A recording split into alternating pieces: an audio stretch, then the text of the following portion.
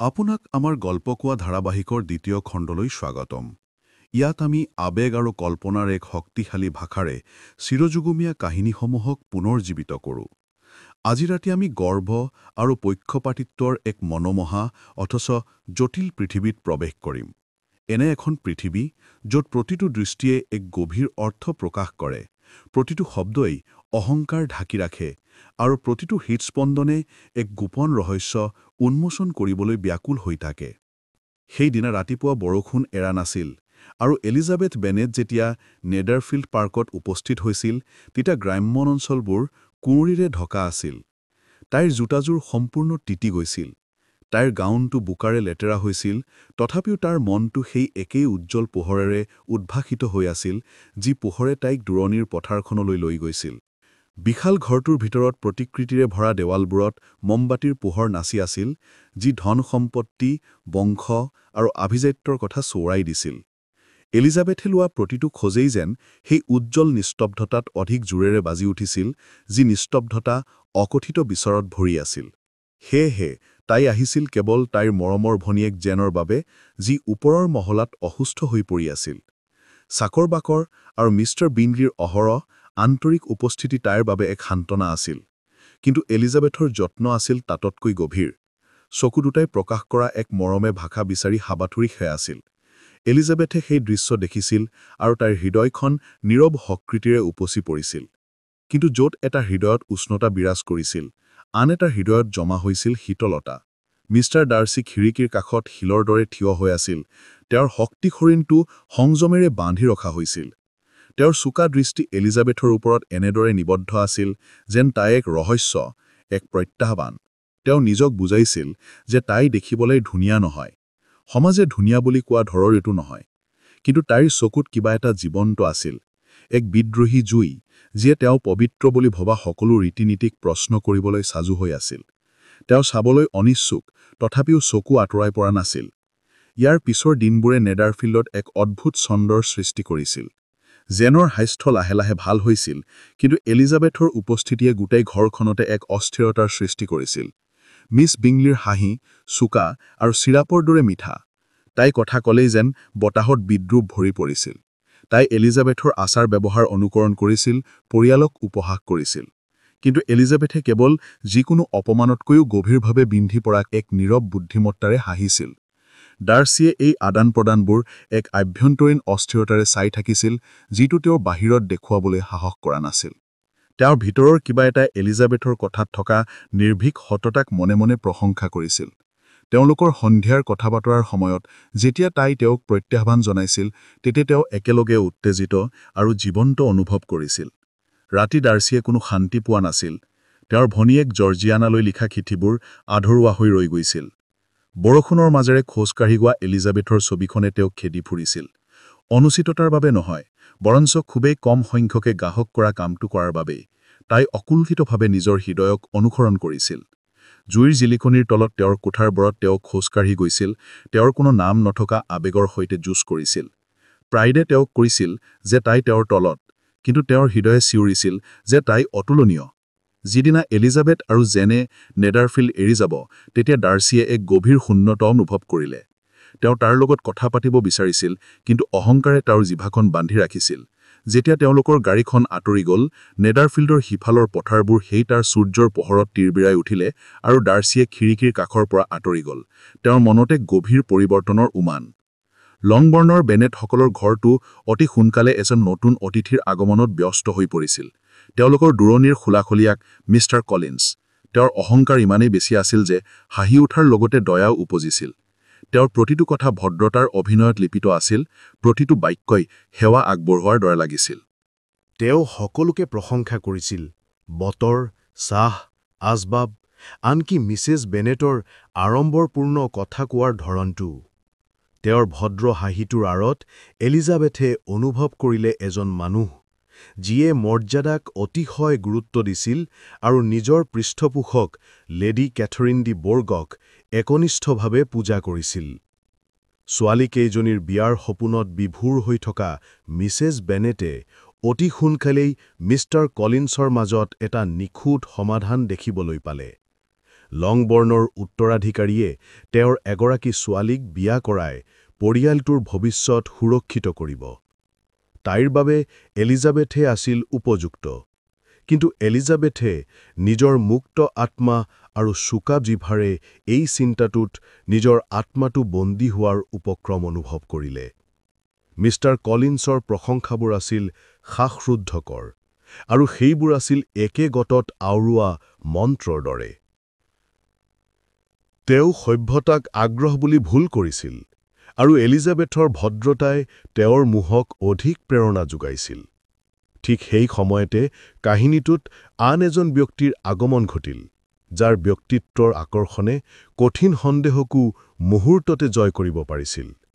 এদিন দুপৰীয়া মিষ্টাৰ উইকহেমে এক মনোমোহা হাঁহি আৰু দুখজনক আভিজাত্যৰ এক পৰিৱেশ লৈ তাত উপস্থিত হ'ল।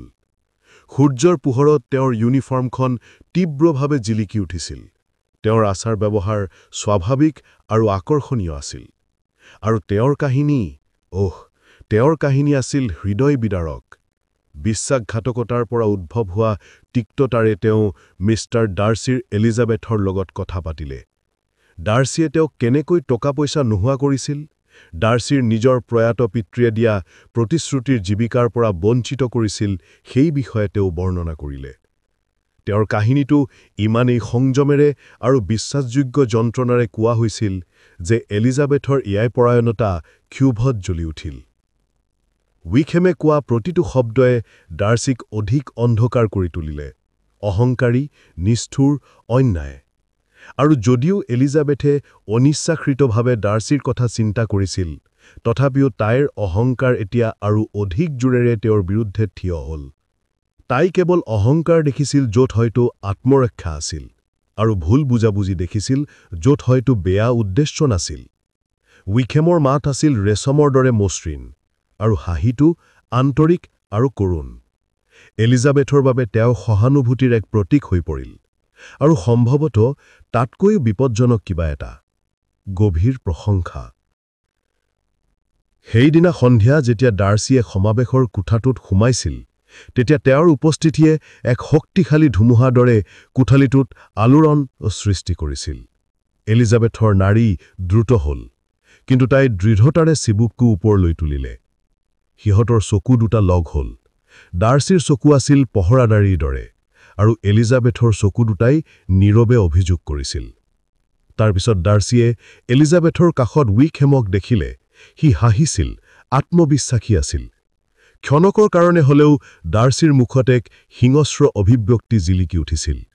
সেইটো কেৱল খং নাছিল, তাত বিষাদো আছিল।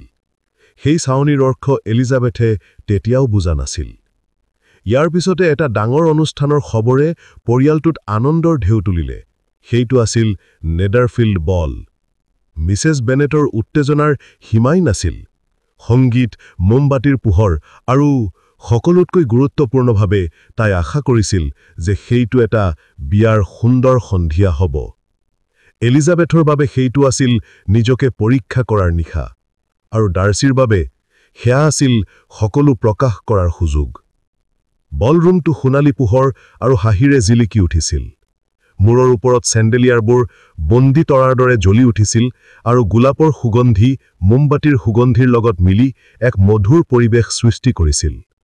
যেন মিষ্টাৰ বিংলিৰ কাষত জিলিকি উঠিছিল, চকু দুটা কোমল আৰু বিশ্বাসী। আনহাতে এলিজাবেথে ডান্স ফ্ল'ৰৰ সীমাত থিয় হৈ আছিল। তাৰ হৃদয়টো সংঘাতত পৰিছিল। উইকহেম কৌতো দেখা পোৱা নাছিল। তাই তাৰ সংগ, তাৰ মনোমোহতা, তাৰ সান্তনা দিয়া কথাবোৰৰ বাবে ব্যাকুল হৈ আছিল। কিন্তু সি এক অস্পষ্ট অজুহাত দেখুৱাই অদৃশ্য হৈ গৈছিল। মিষ্টাৰ ডাৰ্চি নিস্তব্ধ আৰু পঢ়িব নোৱাৰাকৈ ওচৰ কাপি আহিছিল, আৰু এক অপ্ৰত্যাশিত মুহূৰ্তত সি তাইক নাচিবলৈ অনুৰোধ কৰিলে। সিহঁতৰ হাত দুখন স্পৰ্শ কৰাৰ লগে লগে পৃথিৱীখন স্তব্ধ হৈ পৰিল। সংগীত আৰম্ভ হ'ল, লাহে লাহে, ইচ্ছাকৃতভাৱে, হৃদস্পন্দনৰ দৰে স্পন্দনশীল। তেওঁলোকৰ চকু দুটা নিবদ্ধ হৈ ৰ'ল। কোনেও আঁতৰি চাবলৈ সাহস কৰা নাছিল। প্ৰতিটো খোজ আছিল এক যুদ্ধ, প্ৰতিটো চাৱনি একোটা স্ফুলিংগ। ডাৰ্চিৰ অহংকাৰে দুৰ্বলতাৰ সৈতে যুঁজিছিল, এলিজাবেথৰ পূৰ্বধাৰণাই কৌতূহলৰ সৈতে। তেওঁলোকৰ মাজত কথা কম আছিল যদিও প্ৰতিটো কথাই আছিল উত্তেজনাপূৰ্ণ। তাই উইকহেমৰ প্ৰতি কৰা কথিত দুৰ্ব্যৱহাৰৰ বিষয়ে প্ৰশ্ন কৰিছিল আৰু ডাৰ্চিৰ চোলাটো টান হৈ পৰিছিল। তেওঁৰ মৌনতা অপৰাধবোধ নাছিল, বৰঞ্চ প্ৰকাশ কৰিব নোৱাৰা সত্যৰ বোজা আছিল। দুয়োৰে মাজৰ বতাহজাক যেন কঠিন হৈ পৰিল। এক গভীৰ অনুভূতিয়ে তেওঁলোকক স্পৰ্শ কৰি গ'ল, যাৰ নাম ল'বলৈ দুয়োৰে সাহসো হোৱা নাছিল। সংগীত শেষ হোৱাৰ লগে লগে দুয়োৱে উশাহ বন্ধ কৰি দূৰত্ব বজাই ৰাখিলে। তেওঁলোকৰ চাৰিওফালে হাঁহিৰ ৰোল পুনৰাই উঠিল, কিন্তু ডাৰ্চি আৰু এলিজাবেথৰ বাবে আৰম্ভ হ'ল এক নতুন অধ্যায়।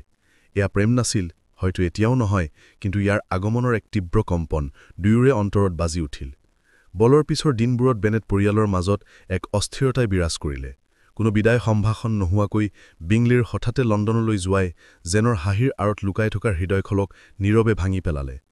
এলিজাবেথৰ মনত ক্ৰোধৰ জুই আৰু বেছি প্ৰবল হ'ল, কাৰণ তাই নিশ্চিত আছিল যে ডাৰ্চি আৰু কেৰলিন বিংলিয়ে মিলি তাইৰ ভনীয়েকক সুখৰ পৰা বঞ্চিত কৰাৰ ষড়যন্ত্ৰ কৰিছে। আৰু এনে এক হৃদয় বিদাৰক পৰিস্থিতিৰ মাজতো মিষ্টাৰ কলিন্সে সেইদিনাই ৰাতিপুৱা এলিজাবেথক বিবাহৰ প্ৰস্তাৱ দিয়াৰ বাবে বাছি ল'লে, যি আছিল পৰিস্থিতিৰ গুৰুত্ব অনুধাৱন কৰাত সম্পূৰ্ণৰূপে ব্যৰ্থ হোৱাৰ প্ৰমাণ। তেওঁৰ প্ৰস্তাৱ আছিল আত্মপ্ৰশংসাৰ এক উৎকৃষ্ট নিদৰ্শন। তেওঁ কৰ্তব্য, ভাগ্য আৰু লেডী কেথৰিনৰ অনুমোদনৰ কথা এনেদৰে কৰিছিল যেন মাত্ৰ প্ৰেমেই হ'ল মাত্ৰ এক গৌণ বিষয়হে। এলিজাবেথৰ ভদ্ৰ অস্বীকাৰক সম্পূৰ্ণৰূপে আওকাণ কৰা হ'ল।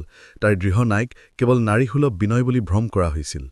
যেতিয়া তাইৰ সুৰ চকা হ'ল আৰু ধৈৰ্যৰ সীমা অতিক্ৰম কৰিলে, তেতিয়াহে অৱশেষত তেওঁ বুজি পালে। তেওঁ তাইক ক্ষুণ্ণ মনে আৰু অবিশ্বাসত এৰি থৈ গ'ল, আৰু মিছেছ বেনেটে ক্ৰোধিত হৈ এলিজাবেথৰ ওপৰত তাইৰ সকলো মাতৃত্বৰ হতাশা উজাৰি দিলে। কিন্তু এলিজাবেথৰ আত্মাক বশ কৰিবলৈ কোনেও বাধ্য কৰিব নোৱাৰিলে। পিছৰ দিনবোৰতে এক নাটকীয় পৰিৱৰ্তন আনিলে। এলিজাবেথৰ আটাইতকৈ প্ৰিয় বন্ধু চাৰ্লট লুকাছৰ সৈতে মিষ্টাৰ কলিন্সৰ এক আকস্মিক বাগদান সম্পন্ন হ'ল। এই সিদ্ধান্ত আৱেগৰ ওপৰত ভিত্তি কৰি লোৱা হোৱা নাছিল, বৰঞ্চ ই আছিল ব্যৱহাৰিকতাৰ এক চূড়ান্ত প্ৰকাশ, আৰু ই এলিজাবেথক গভীৰভাৱে আঘাত কৰিছিল। তাই চাৰ্লটক অনুকম্পা কৰিছিল, কাৰণ চাৰ্লটে নিজৰ স্বাধীনতা বিক্ৰী কৰি নিৰাপত্তা বিচাৰিছিল। জীৱনটো যেন এলিজাবেথৰ প্ৰতিটো বিশ্বাসক চূৰ্ণ বিচূৰ্ণ কৰিবলৈ বদ্ধপৰিকৰ হৈ আছিল। উইকহেমৰ পুনৰ আগমন ঘটিল, আৰু তাৰ লগে লগে এলিজাবেথৰ সহানুভূতিও পুনৰ উভতি আহিল। তথাপিতো লাহে লাহে তেওঁৰ নিখুঁত ভাৱমূৰ্তিটোত ফাট মেলা দেখা গ'ল। তেওঁৰ কাহিনীৰবোৰৰ মাজত অসংগতি আৰু ফুচফুচাই কোৱা কথাৰ মাজত হেতালি খেলাৰ দৰে অসাৰতা ফুটি উঠিল। এলিজাবেথে নিজৰ সন্দেহবোৰক দমন কৰিবলৈ দৃঢ় সংকল্প কৰিলে, কাৰণ হৃদয়ে প্ৰায়ে সত্যৰ পৰিৱৰ্তে বিভ্ৰান্তিকে আঁকোৱালি লয়। শীতকাল হাৰ্টফৰ্ডশ্বায়াৰৰ ওপৰত নামি আহিল, আৰু ইয়াৰ লগে লগে নেডাৰফিল্ডৰ পৰাও এক নিস্তব্ধতা ভিপি পৰিল। এলিজাবেথে জেন বিংলিৰ সৈতে পুনৰ মিলনৰ আশাত লণ্ডনলৈ যাত্ৰা কৰিলে, কিন্তু চিঠিবোৰে অতি সোনকালে এক শীতল দূৰত্বৰ ইংগিত দিলে। ডাৰ্চিৰ প্ৰতি এলিজাবেথৰ খং ক্ৰমান্বয়ে বৃদ্ধি হ'বলৈ ধৰিলে। তাই কল্পনা কৰিছিল যে তেওঁ লণ্ডনত সেই বিচ্ছেদৰ ষড়যন্ত্ৰ ৰচিছে আৰু নেপথ্যত অদৃশ্য ৰছী টানি আছে। কিন্তু তাইৰ দৃষ্টিৰ আঁৰত ডাৰ্চিয়ে গভীৰভাৱে নিজৰ বিবেকৰ সৈতে যুঁজিছিল। এলিজাবেথৰ প্ৰতি থকা তেওঁৰ ভালপোৱা কমি যোৱা নাছিল, বৰঞ্চ সেয়া আৰু গভীৰ হৈছিল। এক বেদনাদায়ক, অটল আৰু অবাঞ্ছিত অনুভূতি। তাইৰ হাঁহি, তাইৰ প্ৰত্যাহ্বান আৰু চকুৰ গভীৰতাত লুকাই থকা তেজ তাই পাহৰিব পৰা নাছিল। যিজন পুৰুষক কেতিয়াও প্ৰশ্ন কৰা হোৱা নাছিল, যাৰ প্ৰতিবাদ কেতিয়াও কৰা হোৱা নাছিল, তেওঁৰ বাবে তাইৰ প্ৰতি থকা ভালপোৱাৰ ধাৰণাটো আছিল যন্ত্ৰণা আৰু সম্ভাৱনা দুয়োটাৰে সংমিশ্ৰণ।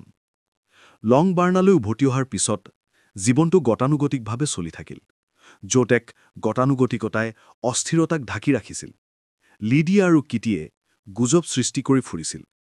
মিছেছ বেনেটে অহৰহ ষড়যন্ত্ৰ ৰচিছিল, আৰু এলিজাবেথে নিসংগতাটো এক সান্তনা বিচাৰি লৈছিল।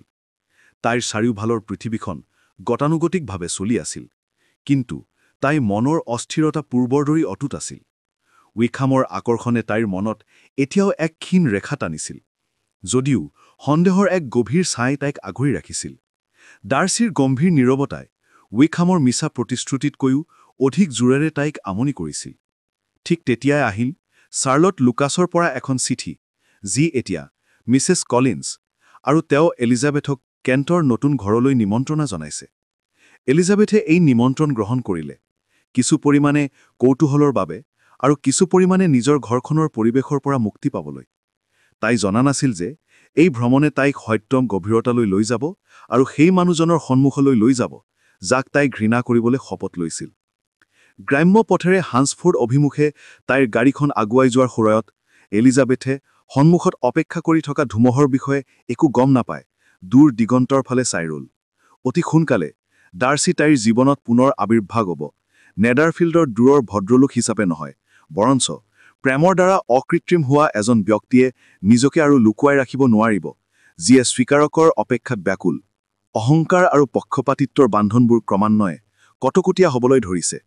প্ৰতিটো ভুল বুজাবুজি, প্ৰতিটো গোপন ৰহস্য, প্ৰতিটো উশাহে এক অৱধাৰিত সংঘৰ্ষ পিনে আগুৱাই গৈ আছে, যিয়ে বিভ্ৰান্তিবোৰক চূৰ্ণ বিচূৰ্ণ কৰি পেলাব, বিশ্বাসঘাতকতা উদংগা কৰি দিব, আৰু দুখন হৃদয়ৰ পথ চিৰদিনৰ বাবে সলনি কৰি দিব, যি দুখন হৃদয়ে ইজনে সিজনক অস্বীকাৰ কৰিবলৈ দীৰ্ঘদিন ধৰি সংগ্ৰাম কৰি আহিছে।